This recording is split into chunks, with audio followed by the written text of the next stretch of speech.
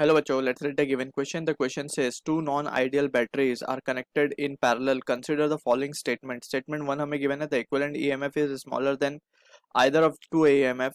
Statement 2 given है the equivalent internal resistance is smaller than either of the two internal resistance. So option A both 1 and 2 are correct. Option B 1 is correct but 2 is wrong. Option C 2 is correct but 1 is wrong. Option D each of 1 and 2 is wrong. So we need to understand about the combination of cells, right? So as a key concept we know that there are two combinations, series and parallel.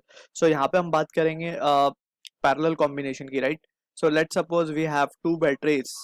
क्योंकि non ideal है तो इनका कुछ internal resistance होगा. Let's say इस battery का internal resistance R1 है and EMF is E1, right?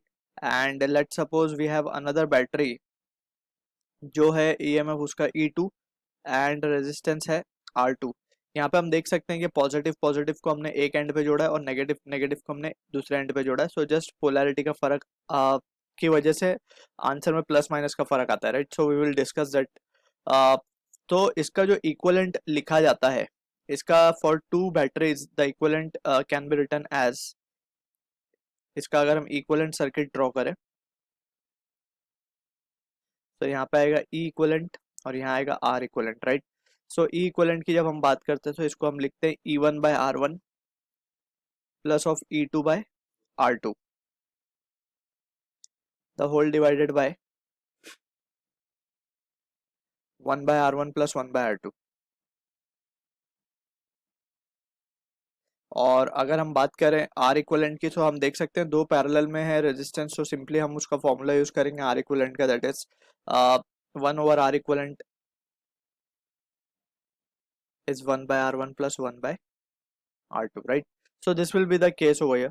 अब यहाँ पे we can clearly see कि जो हमें कॉम्बिनेशन गिवन है, हमें दो सेल्स के कॉम्बिनेशन गिवन है. अब स्टेटमेंट के बारे में भी हमें कुछ चीजें गिवन है. यहाँ पे बस एक चीज हमें याद रखनी होगी, अगर हम इसकी पोलैरिटी बदल दें, लेट्स से इंस्टेड ऑफ ये बैटरी हमने इस तरीके से कनेक्ट कर दी, लेट्स से E1, सो यहाँ पे E1 के साथ माइनस हम पुट कर देंगे, बस that's what the difference we need to keep in mind. ठीक. अब we can see from the condition, हमसे पूछा जा रहा है the equivalent EMF is smaller than the either of the two EMF. So equivalent EMF की जब हम बात करेंगे सो यहाँ पे हम देख सकते हैं फ्रॉम दिस सिचुएशन. सो ये रिजल्ट को यूज करते हुए will try to answer the given question. अब हमसे क्वेश्चन वन में स्टेटमेंट वन में बोला जा रहा है the equivalent EMF is smaller than the either of the two EMF. अगर हम मान लें कि एक सेल का EMF है E1 एंड दूसरे सेल का है EMF E2, right? And in this situation अगर हम कहें कि if E1 is greater than E2, right? E1 जो है E2 से ग्रेटर है, देयरफॉर वी कैन से जो इक्विवेलेंट हमें मिलेगा, इसको हम कोई वैल्यूज लेके भी समझ सकते हैं, राइट? सो जो इक्विवेलेंट आएगा हमारे पास E equivalent that will be greater than E2 and E equivalent will be less then E1.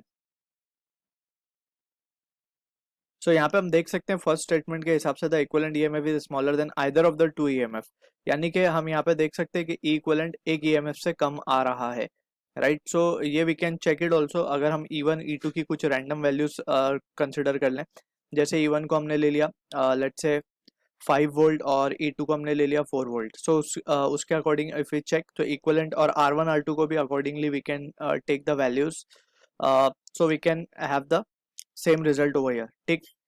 And also second case में अगर हमने E2 को ग्रेटर देन मान लिया E1 से, so reverse will be the case, E equivalent will be greater than E1 and it will be less than E2, right? So ये एक case हम चेक कर लेते हैं. E1 को हम लेट से ले लेते हैं 5 वोल्ट एंड E2 को हम ले लेते हैं लेट से 3 वोल्ट, राइट? अब R1 को हम क्या कंसिडर कर लेंगे, इसका इंटरनल रेजिस्टेंस भी थोड़ा ज़्यादा कंसिडर करेंगे हम. So it will be let say 3 volt 3 ओम और इसका इंटरनल रेजिस्टेंस हम मान लेते हैं 2 ohm, right? We are just taking the random value, just इसमें ये कंसिडर करें E1 is greater than E2. ठीक है. सो अब इसको हम चेक कर लेते हैं इक्विवेलेंट क्या मिलता है हमें. एक एक केस चेक करेंगे, next case will be the same जैसे कि E2 will be greater than E1 वाला केस.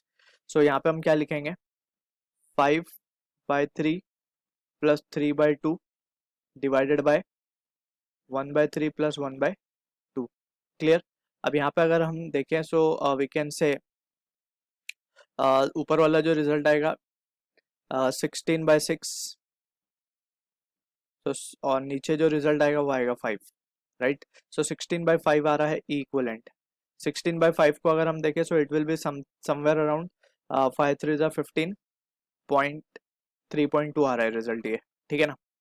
अब ये 3.2 जो रिजल्ट है we can clearly see E equivalent जो है in this case it is greater than E2, but E equivalent is coming less than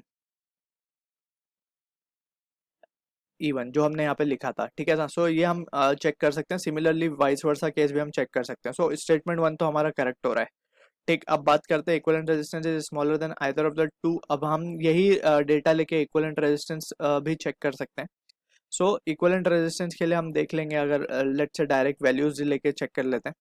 so are equivalent को हम क्या लिख सकते हैं, direct formula R1 R2 upon R1 plus R2, right.